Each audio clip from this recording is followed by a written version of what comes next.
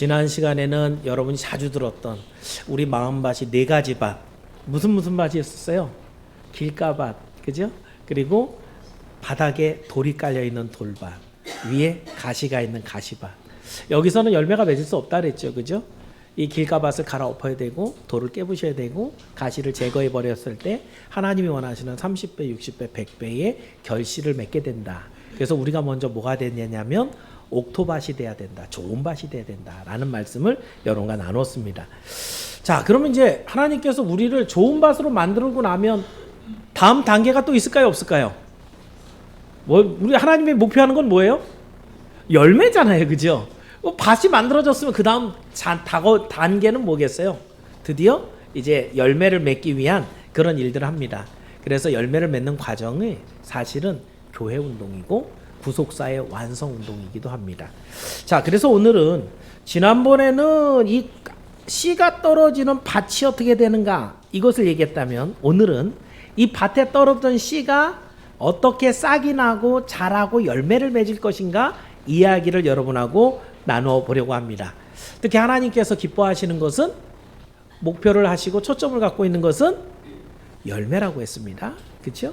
그러면 하나님이 그 열매를 맺으시기까지 열매에 관심을 갖고 있다면 일하는 우리도 뭐에 관심을 둬야 돼요?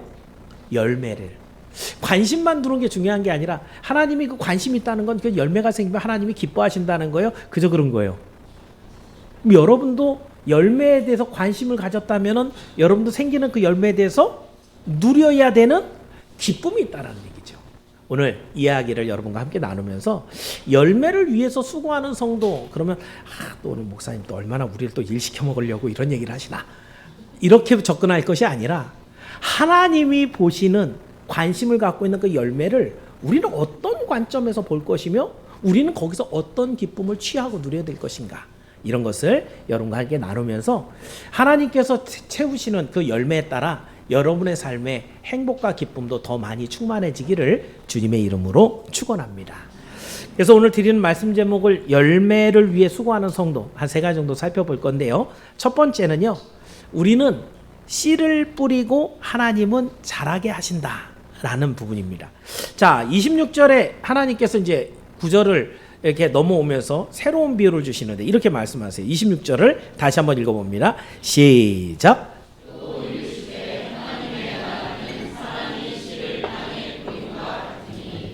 자, 지난번에 네 가지 밭을, 우리가 네 가지 밭이었죠, 그죠? 그 넷 중에 하나였다 그랬잖아요.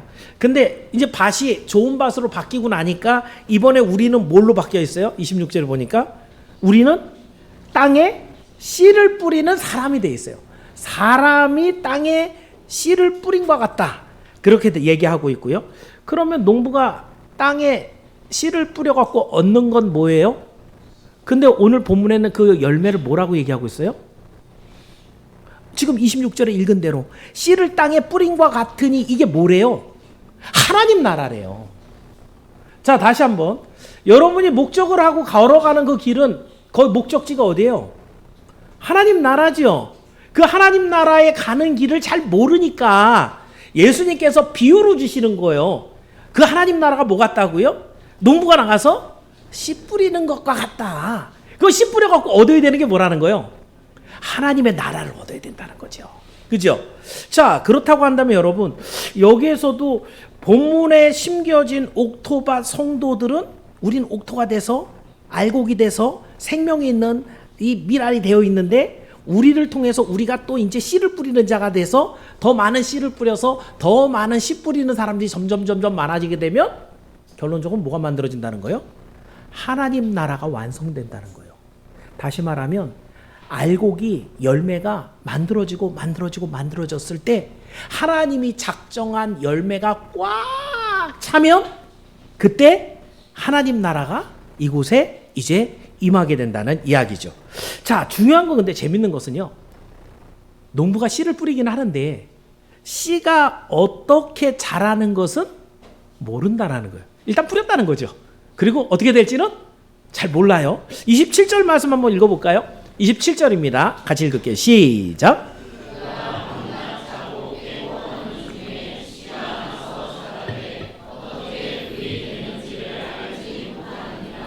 예, 우리 성도들 중에서도 농사 짓는 분들이 몇 분 계시거든요. 근데 뭐 농사 지을 때 제일 중요한 거 씨가 있어야 되고요. 그죠? 그리고 또 뭐가 필요하냐면 햇빛이 좋아야 돼요. 땅도 줘야 되지만 그리고 거기에 적당한 물도 좀 뿌려야 되죠. 그죠? 그래서 농사의 일정 때문에 언제 씨 뿌리고 언제 한번 잡초 제거하고 언제쯤 농약 한번 치고 이런 건 다 알아요. 그죠? 근데 결정적으로 이 씨가 뿌려지고 나면 얼마나 지나면 그 안에서 씨가 일단 뭉개져야 될 거 아니에요. 그죠? 그래서 뿌리도 나오고 싹도 올라오고 씨가 깨져야 되죠. 그죠?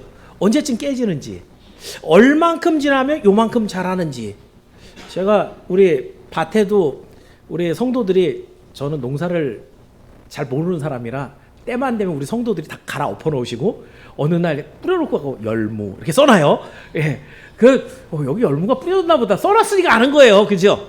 근데 아무도 언제라는 걸 몰라요. 특히나 여러분 김장철 앞두고 배추는 김장 며칠 전에 심어요. 보통 100일 배추, 90일 배추 그러죠. 그죠? 언제쯤 심는다는 거 대충 아시죠? 김장철이 11월 말이면은 그거보다 100일 전에 심어놔야지 이게 딱 추수가 되어 가잖아요.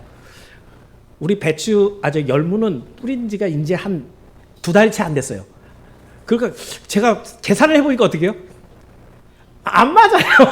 얘가 언제 자라지? 그래갖고 나는데 진짜 요만한데 날씨가 벌써 추워지는 거예요. 그런데 어느 날 비가 좀 많이 왔어요. 계속 비 많이 왔잖아요. 그죠?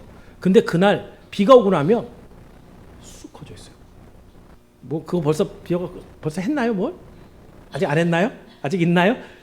얘가 어떻게 자라는지 우리는 세세하게 하루에 얼만큼 자라는지 얼만큼 시간이 지나면 먹을 만큼 되는지 그것까지는 잘 모르고 일단 뭐예요? 씨를 뿌려요. 그러면 오늘 본문에서 얘기하는 싹을 자라게 하는 분은 누가 자라게 해요? 하나님이 자라게 합니다. 이 세상 천지를 만드신 하나님이 우리가 모르는 사이에 이걸 다 자라게 해요. 특히나 여러분 이 농부들은 뭐 농사를 지어본 분들은 알지만은 육체 노동이 힘들잖아요. 뭐 서울에 있는 분들은 잠이 안 와서 뭐 수면제 맞고 주무시고 이러시는데 농사 짓는 분들은 그렇죠. 그날 좀 밭 많이 메고 많이 좀 날르고 걸어 다니고 이러면 그 저녁에 어때요? 아침 저녁부터 꿀잠 자죠. 그죠? 예. 뿌려놓고 나서 얘가 얼만큼 싹을 틔우고 얼만큼 자랄 거 신경 안 쓰고 그냥 가서 단잠 주무신단 말이에요. 그런데 하나님은 그 밤새 그 씨가 땅에서 뿌려져서 깨져서 싹이 나오고 뿌리가 내려가는 이 모든 것들은 하나님이 하신다는 거예요. 지금 농사 강론을 하고 있는 게 아닙니다. 그죠? 복음의 씨도 똑같다는 얘기를 하는 거예요. 여러분이 예수 그리스도를 믿음으로 생명의 씨를 갖고 있어서 지나는 사람들에게 예수님 믿으세요. 뭐 자세하게도 얘기 안 하고 그냥 선양교회 한번 와보세요. 이렇게 얘기할 수도 있고 믿어보세요. 라고 얘기할 수도 있어요. 그리고 나서 어떻게 될지 모르죠. 그죠? 예, 몰라요 우리는. 그죠? 하나님이 알아서 하셔야죠. 그리고 우리는 씨 뿌리고 와서 그냥 꿀잠 잡니다. 그죠? 그런데 그 안에서 전도자가 돌아간 다음에 불신자의 마음속에 복음의 씨가 제대로 심겨지면 그 마음속에는 드디어 전쟁이 일어나요. 씨는 깨집니다. 그 안에서 씨가 깨지면서 이걸 믿어야 될까 말아야 될까? 근데 안 믿으면 어떡하지? 내가 안 믿어갖고 지옥 가면 어떡하지? 믿으려면 귀찮아. 시간도 내놔야 되고 거기서 헌금도 하라 그러는데 몰라. 일 시킨다고. 여러 가지 여러분의 갈등 속에서 갈까 말까 교회를 갈까 말까 하다가 나중에 그 사람이 어느 날 교회에 나와서 예배를 드리기 시작하고 그가 자라고 열매를 맺는 알곡이 되기까지 자라게 하는 분은 누구다? 제가 이번에 논문을 쓰면서요. 이제 북한에 있었던 교회들과 선교사들의 이런 활동들을 좀 많이 이렇게 채록을 하고 있는데 많이 알려진 내용 중에 이런 게 있어요. 우리 원산팀 있잖아요. 그죠? 원산 근처에 재령과 안악이라는 동네가 있고요. 거기 재령읍교회가 굉장히 유명한 교회가 하나 있었고요. 또 안악교회라는 교회가 있었어요. 근데 그 당시에 원산 부흥운동이 일어나고 나서 집회가 되게 많이 일어났거든요. 그때마다 이제 선교사님들이 집회를 하고 그러는데 수알른이라고 하는 선교사님이 있었어요. 그 선교사님이 이제 재령하고 안악에 많이 복음을 전하고 있었는데 와이프가 셀리라는 와이프가 있었거든요. 이 와이프가 이제 안악교회에서 이제 집회가 있는 거예요. 그래갖고 전도지를, 뭐 전도지도 아니죠. 그냥 광고 찌라시 같은 거죠. 안학교에 오늘 저녁에 오세요라고 이제 나눠주는 거예요. 그럼 거기에 이제 예수님을 믿으세요. 뭐 요번 강사는 수알론 선교사인데 뭐 쭉 써 있단 말이에요. 근데 사람들이 이렇게 나눠주는데 받은 사람 중에 하나가 누구였냐면 당시 아주 유명한 깡패였던 김익두라는 사람이 받았어요. 그러니까 덩치도 좋고 싸움도 잘하고 그 사람은 정말 그 일본 순사들도 잘 안 건드리는 그런 아주 성격이 정말 그런 깡패가 받았어요. 그거를 받았고 어떻게 했을까요? 그 전도지가 코 풀었어요. 그래갖고 휙 던져 앞에서.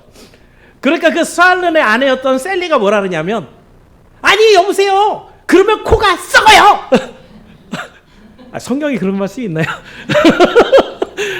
선교사님 아내가 그렇게 얘기를 한 거예요. 근데 이 김익두가 그 얘기를 듣고 뭐 신경 썼겠어요? 뭐 내가 코 푸는데 뭐 그런 거 해갖고 뭐 장사 다 되겠어, 돈이나 되겠어. 풀고 갔는데 집에 돌아가서 그날 밤에 코가 썩을까봐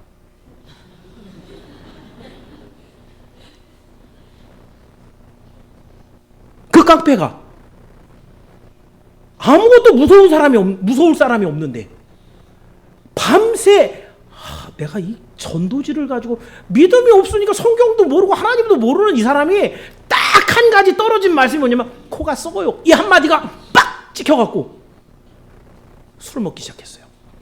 엄청 마셔갖고 잠이 안 오는 거예요. 술을 먹었는데도. 뜬 눈으로 세우고 난 다음에 자기 친구 중에 하나가 교회를 다니는 친구에서 그 친구를 찾아간 거예요. 그게 딱 정확하게 1900년도 있었던 일이에요. 그리고 나서 그 근처 교회를 나가기 시작해서 다음 해인 1901년도에 세례를 받고 우리나라의 가장 이름 있는 부흥 강사 중에 한 명인 목사님으로 성장한 사람이 바로 이 김익두라는 분입니다. 여러분, 우리는 복음의 씨를 그냥 던질 뿐이거든요. 아까 얘기하는 대로 여러분이 그냥 뭐 당연히 하나님이 다 하시지라는 그런 생각 갖고 이제 말씀을 들었다고 한다면 여러분이 던진 한마디 예수 믿어보세요. 그 셀리는 코가 썩어요. 예수도 안 들어갔어요. 그죠? 그런데 하나님의 능력이 역사해서 그 사람의 마음에 들어가 버리면 우리는 그 씨가 어떻게 썩을지, 얼만큼 뿌리를 내릴지, 얼만큼 싹이 나올지 모르. 그런데 하나님은 자라게 하세요. 그 자라게 하시는 분이 하나님이기 때문에 우리는 몰라요. 그냥 전하는 거예요. 이게 우리가 할 일이에요. 그래서 여러분 성경은 디모데 후서 4장 2절에 이렇게 기록하고 있어요. 한번 읽어볼까요? 디모데 후서 4장 2절입니다. 같이 읽을게요. 시작.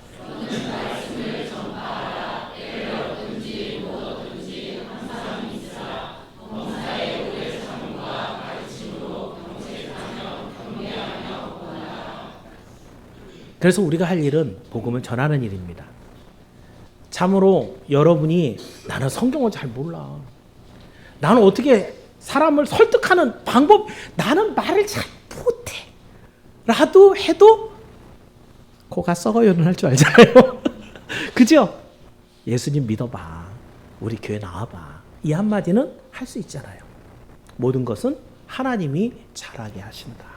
이걸 기억하시고 오늘 우리가 받은 하나님의 명령은 뭐예요? 때를 얻든지 못 얻든지 항상 전파하라. 말씀을 전파하라.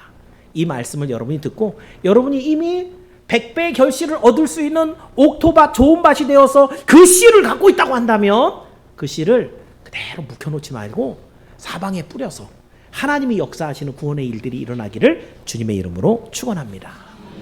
자, 이렇게 첫 번째 열매를 위해 수고하는 성도 맨 처음 뭐 해야 된다? 씨를 뿌려야 된다. 전해야 된다. 자, 그러면 두 번째는요. 그 전해진 뿌려진 씨가 잘 자라는데 열매에 소망을 두고 그것을 자라도록 도와야 된다.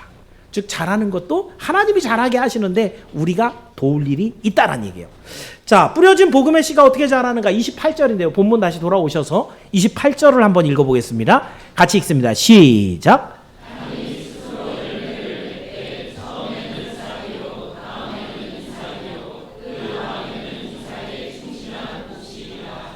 땅에 떨어진 씨가 열매를 맺을 때까지는 다들 식물마다 다양한 과정들이 있어요. 그죠? 어떤 놈은 꽃이 먼저 피는 놈이 있고 어떤 놈은 먼저 열매부터 맺는 놈도 있는데 어쨌든 이러는 과정에 오늘 본문에 뭐 있냐면 싹이 먼저 나고 거기에 이삭 나달이 맺혀지고 그것이 튼실한 충실한 곡식으로까지 자란다라고 하는 과정을 기록하고 있습니다.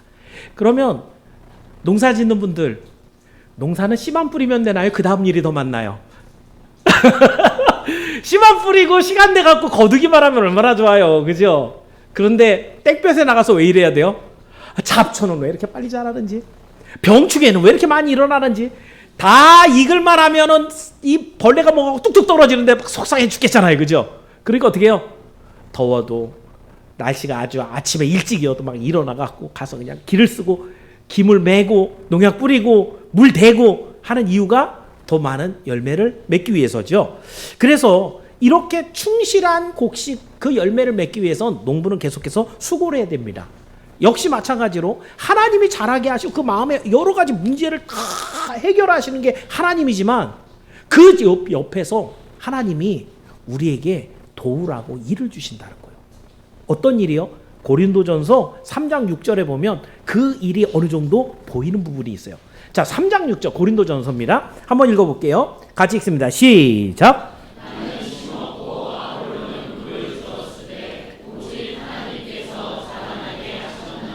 여기 나는 누구예요?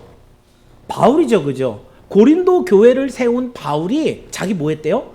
나는 심었다는 거예요. 교회 개척한 사람이라는 거예요. 근데 거기 계속 못 있었죠. 계속 전도여행 다녀야 되잖아요. 그죠? 그러니까 거기를 아볼로에게 맡기고 갔거든요. 아볼로가 계속 뭐 한 거예요? 물 줬다는 거예요. 솔직히 한 일은 똑같은 거죠. 하나님의 말씀을 전하고 성도들을 잘 케어해갖고 천국 가는 믿음만 갖게 하는 거. 근데 그것이 겉으로 보일 때는 어떤 모습 같다는 거예요? 바울은 씨 뿌린 것 같이. 그리고 아볼로는 계속해서 물 준 것 같이. 근데 열심히 복음 전하고 목회한다 그랬고 모든 교회가 크게 부흥하나요? 그러진 않죠. 그죠? 아까 얘기한 대로 잘하게 하시는 분은 누구예요? 하나님이기 때문에 그것에 대한 이야기를 한 번 더 언급을 합니다. 8절에도 있는데요. 8절 말씀도 이어서 읽어볼게요. 시작.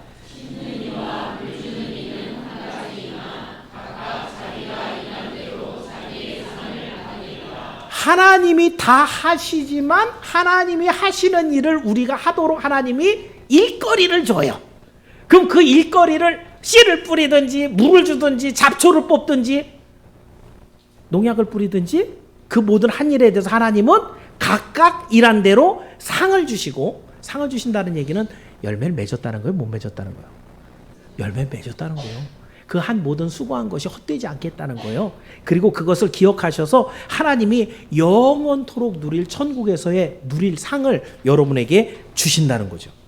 그래서 여러분, 교회에서 충성하고 봉사하는 것은요, 큰 복인 것을 믿기를 축원합니다. 제가 여기에 말씀을 준비하면서 이런 생각을 해봤어요. 이제 연말을 준비하고 내년도 이렇게 임명을 하다 보면 이제 교사진들도 이렇게 배치를 다시 하고 그러잖아요. 현재 우리 초등부, 우리 교회 학교 초등부 선생님들 보니까 거의 절반 이상이 다 현대 아산을 다니세요. 그죠? 다섯 분, 여섯 정도 되는 것 같은데. 근데 우리 교회학교 선생님들이 이제 제가 교회학교 이렇게 세미나를 하거나 그러면은 지금도 아마 기억나는 일이 있을 거예요. 정말 열심히 교회학교 선생님을 하는 분들이 자기소개를 할 때 어떻게 한다 그래요? 제 직업은 교회학교 선생님입니다. 부업으로 현대아산병원을 다녀요. 아무도 안 웃으시는데. 여러분, 주업하고 부업하고 차이는 뭐죠? 뭐 갖고 내 메인 직업이라 그러고 이건 내 부업이라고 해요? 세상적으로 본다면. 이걸 많이 벌게 되면 이게 주업이죠. 이거가 좀 모자른 듯해서 소소하게 조금 더 벌려고 하는 게 부업이죠. 이게 뒤집어지면은 직업이 바뀌었다고 얘기하는 거예요. 그죠? 자, 그렇다고 한다면 이분의 하는 이야기는 맞는 것 같아요? 틀린 것 같아요? 자, 저는 직업이 교회학교 선생님이에요. 부업으로 현대아산병원을 다녀요. 뭐 연차가 돼갖고 뭐 한 달에 뭐 400, 500만 원 벌 수도 있지만은, 그죠? 주업으로 열심히 해갖고 한 아이를 살려서 천국의 알곡으로 쌓아놨을 때 이 상은 어떻다고요? 한 영혼이 천하보다 귀하다고 했으니까 하나님이 주실 상을, 그 상은 영원토록 누릴 만한 상인데 여러분의 연봉을 10 곱하기 100 곱하기 한 것보다 훨씬 많은 연봉이 기다리고 있을 거예요. 뭐가 직업이에요? 더 많이 번 게 직업이라면서요. 그죠? 우리가 천국을 믿는 사람이고 예수를 믿는 사람이고 무엇을 누려야 되는 사람인지 안다면 내가 하는 모든 일들에 관심, 집중되는 곳이 어디인지 정확하게 알고 있어야 돼요. 나는 주일학교 선생님이 내 직업이에요.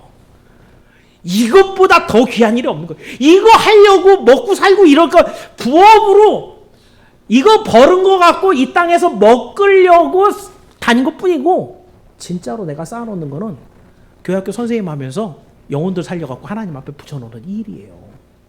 이 고백인 거예요.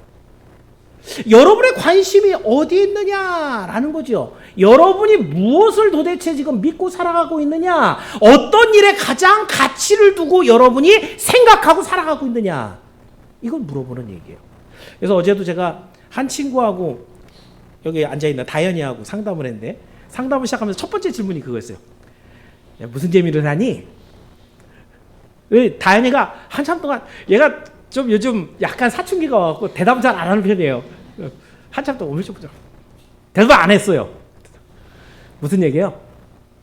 재미없다는 얘기죠. 네. 무슨 재미로 살아? 그랬는데 대답을 안 했어요. 그러니까 뭐라는 얘기예요? 재미없다는 거예요. 살아가는 게. 소망도 별로 없고, 뭐 좀 있으면 이사도 가야 되고, 그러니까 뭐 심통도 나고 여러 가지로 재미가 없는 거예요. 그럼 여러분들도 그럼 한번 생각해 보세요. 여러분 무슨 재미로 삽니까 요즘에? 요즘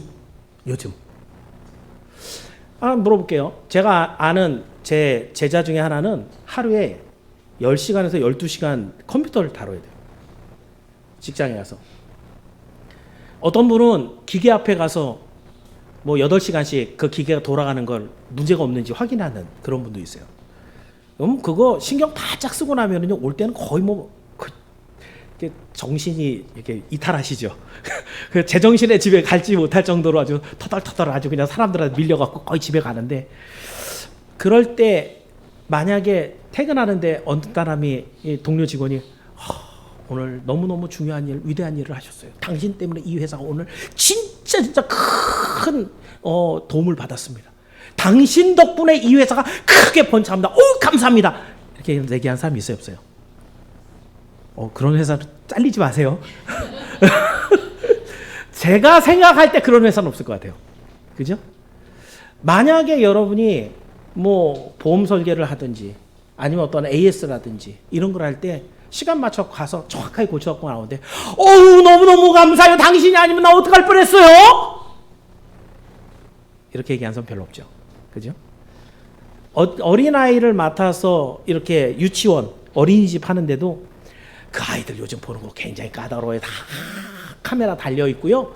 또 아이들한테 말 한마디 잘못하면 집에 가서 또 일러요. 엄마가 먹이라는 약은 얼마나 많은지 그거 시간마다 먹여줘야 되고, 애들마다 식성이 달라고 어떤 거 못 먹는 애, 알러지 있는 애, 이 다 해갖고 봐주려면 장난이 아니에요.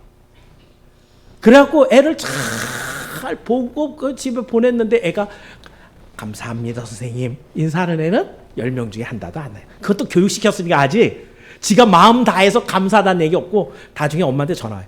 우리 애가 여기가 상처났는데 왜 이렇죠? 현대인들이 세상을 살아가면서 한 달을 살고 나면 얻는 게 두 가지가 있답니다. 하나는 극심한 스트레스고 하나는 쥐꼬리만한 월급. 동의합니까? 많은 사람들이 그래요.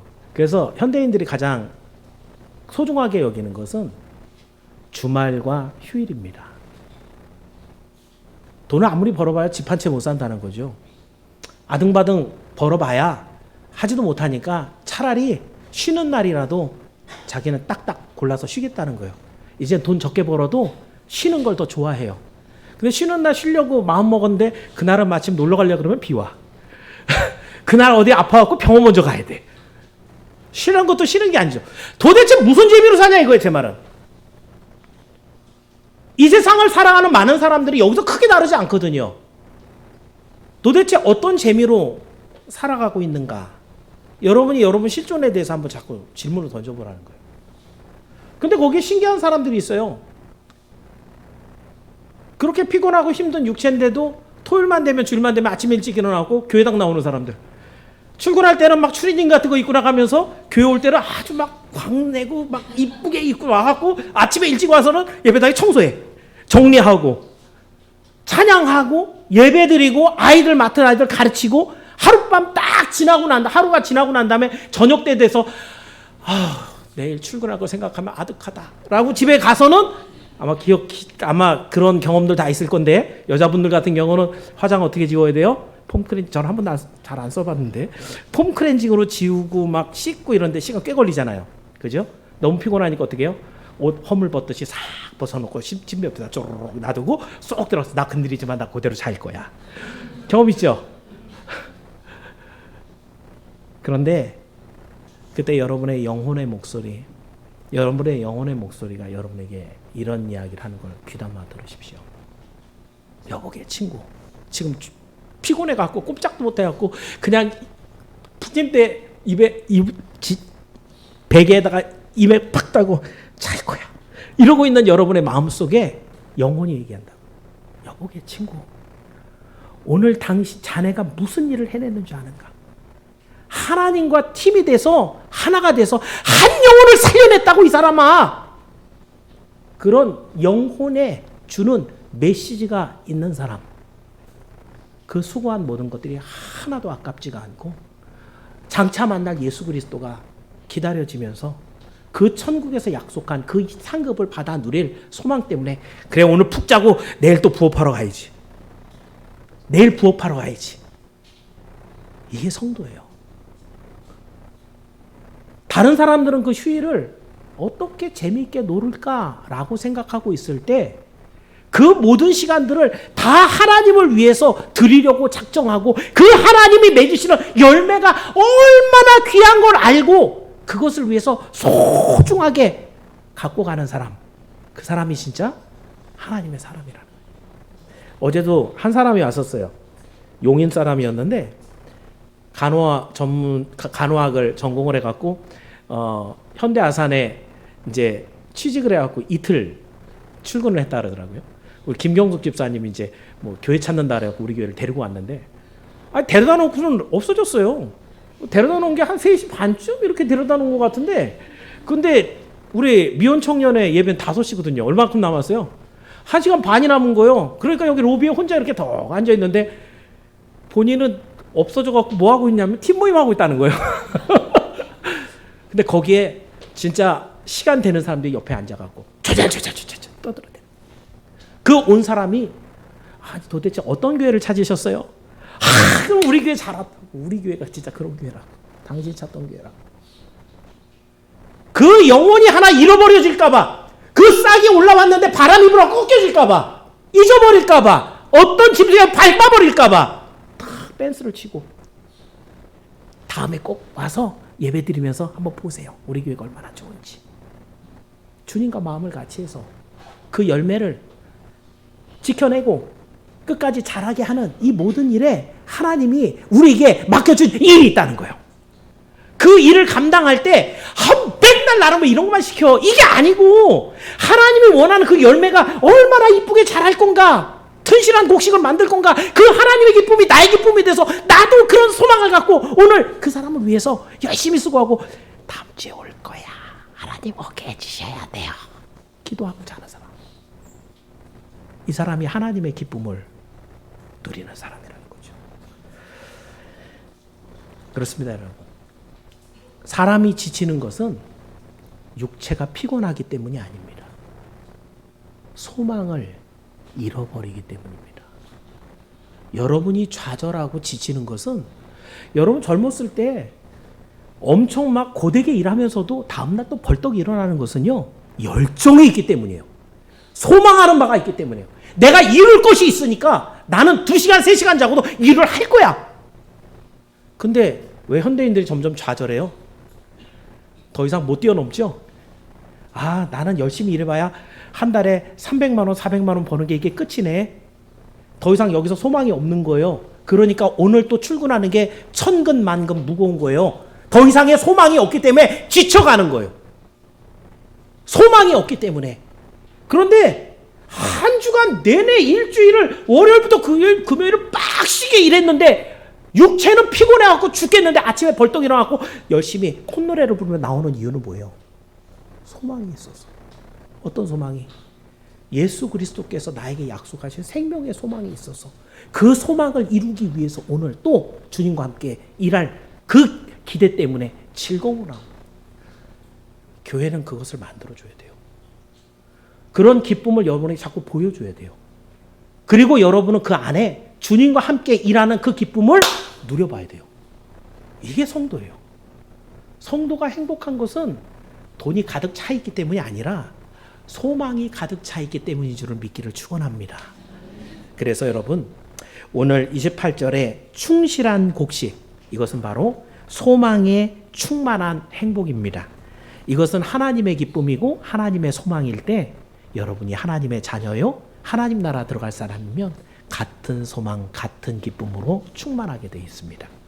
이것을 기억하시고 여러분의 기쁨이 세상의 돈이 아니고 세상의 여행이 아니고 세상의 즐거움이 아니고 하나님의 기쁨에 가치를 두고 방향을 두었을 때 하나님과 같이 기쁘고 행복해지는 여러분이 모두 되기를 주님의 이름으로 축원합니다. 마지막으로 한 가지만 더 얘기할게요. 자, 그러면 이제 열매를 위해 수고하는 성도들은 마지막 순서는 뭐겠어요? 다 자란 걸 수확을 해야 되겠죠. 낫을 되어서 추수하면 드디어 하나님 나라가 이 땅에 옵니다. 자, 씨를 뿌리고 싹이 잘 자라도록 도왔어요.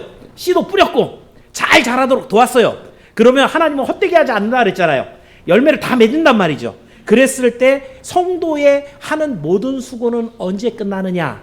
바로 주님 다시 오시는 날입니다. 29절인데요. 함께 읽어봅니다. 29절 시작.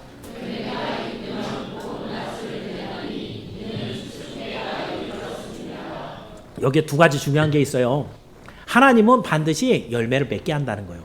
당신께서 자라게 하는 모든 것에 당신이 친애하시기 때문에 우리가 한 모든 일들이 헛되지 않게 열매를 맺게 합니다. 또 한 가지, 열매가 다 맺고 나면 반드시 그때는 어떤 때가 온다는 거예요? 추수할 때가 온다는 것이에요. 자, 그렇다고 한다면 여러분, 하나님은 왜 자꾸, 제가 지금 열매라는 테마를 갖고 여러분과 나누는데 하나님이 왜 열매를 자꾸 이렇게 요구하시고 열매를 기뻐하시는 그 이유가 뭘까요? 사실은 여러분, 예수님이 이 공생애를 시작하면서부터 처음부터 이 열매 얘기를 하시는데 하나님의 곳간에 열매가 쌓이기 시작하면, 하나님의 곳간에 당신이 작정한 열매가 다 쌓이면 그럼 무슨 일이 일어나요? 주님이 다시 오십니다. 지금 예수님이 다시 재림 안 하는 이유는 뭐예요? 아직 곳간에 들어갈 열매가 다 안 들어갔기 때문에 그래요.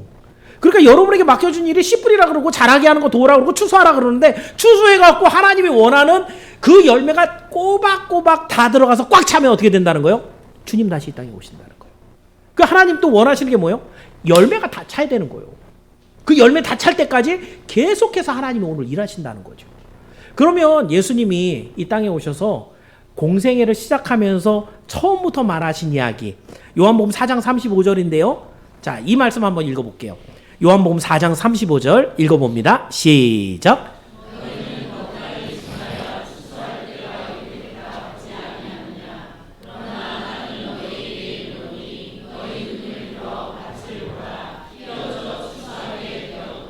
휘어져 추수하게 됐다. 벌써 하나님이 원하시는 열매들이 자라서 추수할 때가 됐다는 거예요. 다음 36절도 있는데 이 추수하는 자에게 주신 하나님의 복이죠. 한번 읽어볼게요. 36절 시작.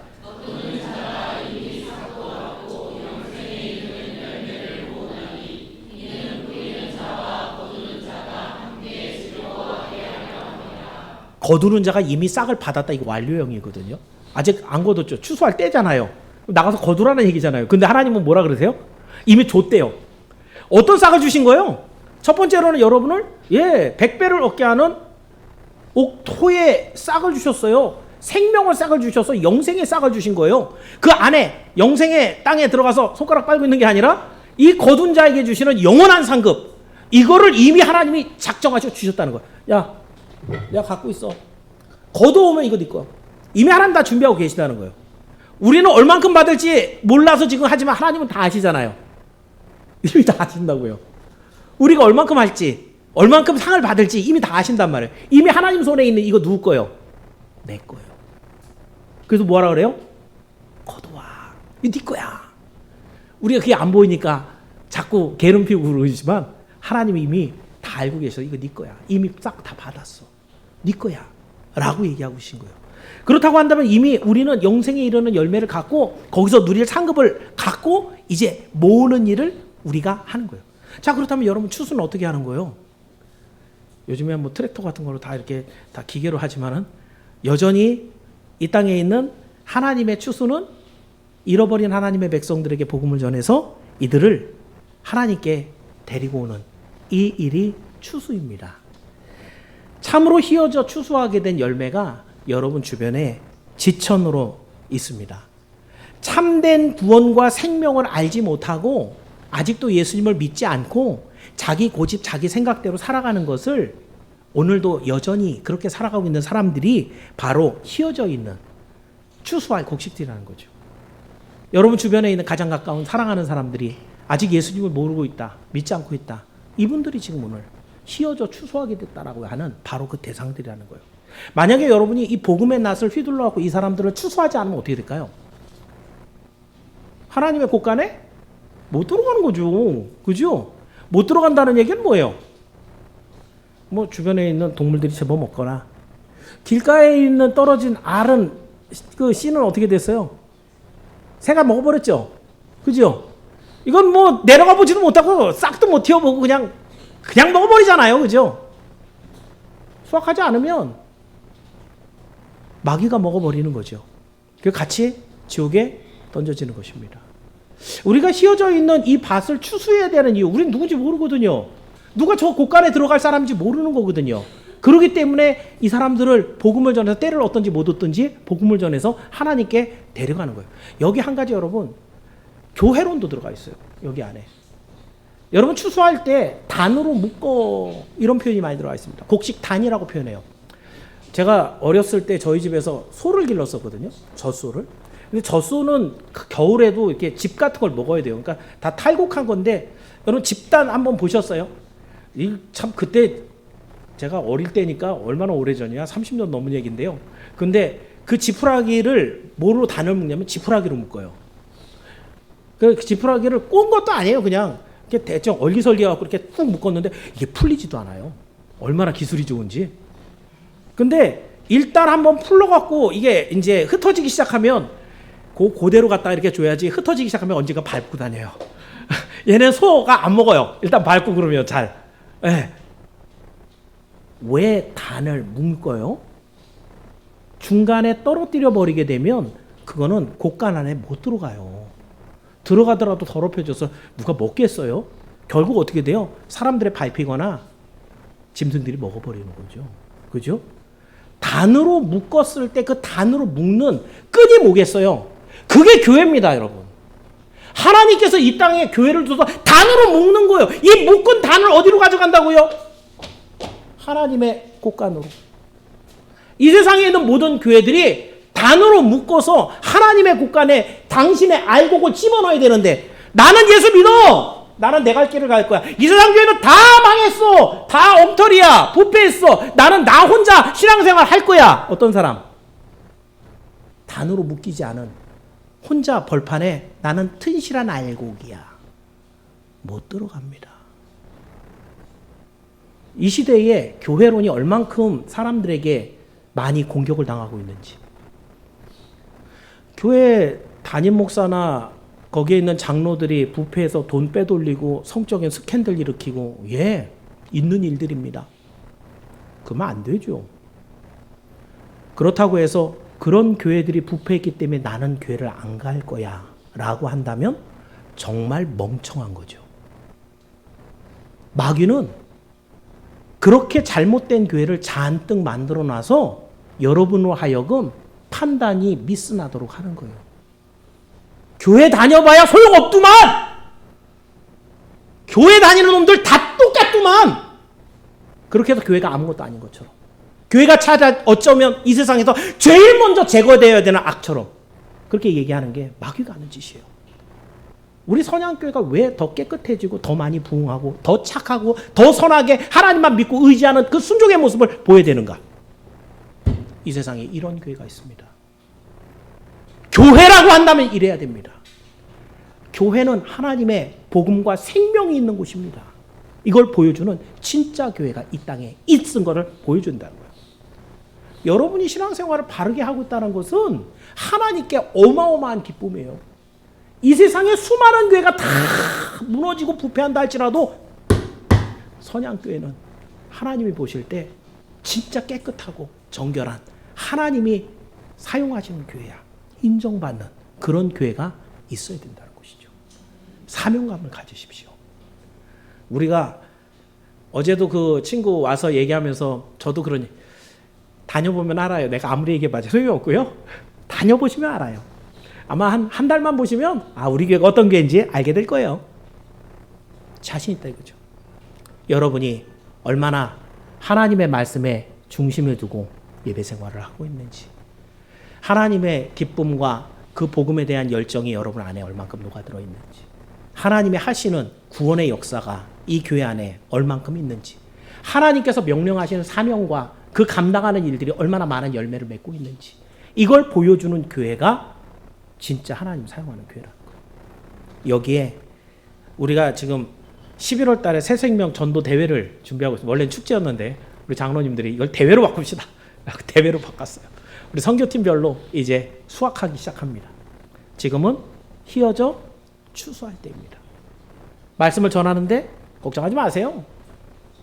그 안에서 자라게 하시는 분은 하나님이시니 기도하고 복음을 뿌리는 거예요. 혹시라도 그렇게 하고 마음이 좀 갈등이 있어갖고 교회에 오려고 야 밥 한 번 사줄게. 와봐. 온 사람이 있으면 아유 잘 오셨어요. 사랑해주고 아껴주고 칭찬해주고, 다음번에 오실 때 불편하시면 제가 좀 차로 한번 모실까요?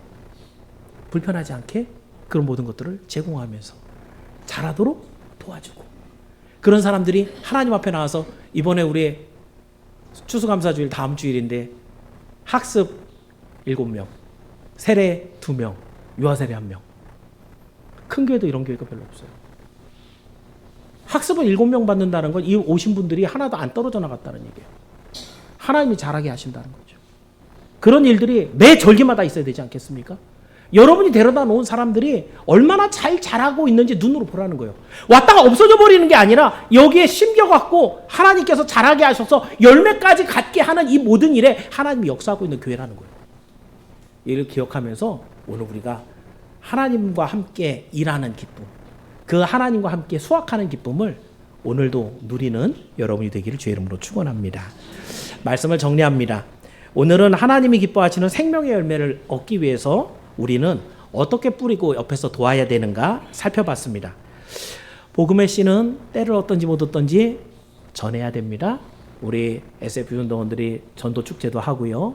또 뭐 총동원 전도주일도 하고 가정주일, 선교팀 주일 이런 것도 하지만은 씨를 때를 얻든지 못 얻든지 항상 전하는 거예요. 잘하게 하시는 분은 하나님이라 그랬습니다. 이 씨가 발화를 해서 이 자라고 있을 때 열매의 소망을 두고 하나님과 함께 합력해야 됩니다.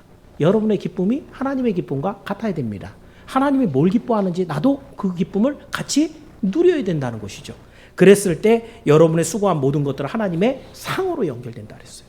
그리고 마지막으로 하나님이 휘어져 추수하게 될 때 우리가 잘 익은 곡식들을 잘 모아서 하나님의 천국 창고에 드리는 것. 여러분 주변에 휘어져 추수하게 된 것들을 그냥 외면하지 말고 단으로 묶어서 하나님의 전에 넣는 이 수고를 하라라고 하나님이 말씀하고 있다는 거예요. 하나님은 열매를 원합니다. 그리고 그 열매를 거둔 여러분에게는 칭찬과 상을 아끼지 않습니다. 오늘도 하나님을 도와서 천국을 확장하는 일에, 제가 이것도 얘기하려고 그러다 말았는데요. 한국교회가 부흥하다 섰죠. 지금은 점점 기독교 인구가 전에는 한 25%, 근데 지금 18% 아래로 내려갔습니다. 천주교보다도 적다라고 합니다. 그러면 하나님의 나라가 좀 축소가 된 거예요? 어떻게 된 거예요? 여기서 여러분이 한 가지 제가 지금 얘기 드리고 싶은 게 뭐냐면 하나님의 나라는 천상교회와 지상교회를 합친 것입니다. 천상교회는 누가 가 있는 거예요? 예수 믿고 먼저 하나님께 돌아간 분들이 거기 있죠. 이분들은 승리교회죠. 더 이상 변화가 없어요. 그죠? 이분들은 영원토록 이제 즐거움에 들어간 분들이고, 지상교회는 뭐예요? 오늘도 교회를 세우고 전도하고 새로운 영혼들을 불러 모으는 전투교회가 이 지상교회예요. 그런데 우리가 1980년대 90년대에는 어마어마한 부흥을 이뤘거든요. 그러니까 교회들도 숫자도 많아지고 성도도 많아지고 교회당 커지고 재정도 많아지고 뭐 놀라운 일도 많이 했다고요. 그런데 2010년도 넘어오면서부터 교회가 계속해서 하락세를 가요. 2만 명, 3만 명 모이던 교회 5천 명, 6천 명 모이고 성도들의 숫자가 막 줄어듭니다. 대학생들, 고등학생들 다 교회 뛰쳐나가서 안 나옵니다. 그런 것을 보고 야, 한국의 부흥은 이제 막을 내렸어 라고 얘기합니다. 근데 여러분 생각해 보세요. 하나님의 나라는 어떻게 됐을까요? 하나님의 나라는 택한 백성을 한 명도 잃어버리지 않는다라는 게 성경의 내용이에요. 그러면 만약에 교회를 다니다 떠난 사람이 있다. 아유, 이제 교회 안 다니려고요. 그럼 믿어봐야 소용도 없고. 라고 한다면 이 사람은 뭐였던 거예요? 알곡이 아니었던 거예요.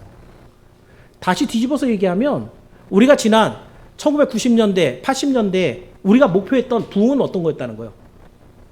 누가 됐든지 무조건 많으면은 부흥. 무조건 많으면 100만 명, 1000만 명이 모이면 우리 할 일 했어. 라고 하는. 그러니까 거기서 온갖 비리와 부정이, 부패가 일어나서 교회에 실망하고 돌아가는 이 세상 역사가 만들어집니다. 지금 우리가 정신을 차려야 되는 거예요. 지금 하나님의 구원과 부흥이 없어졌습니까? 그렇지 않습니다.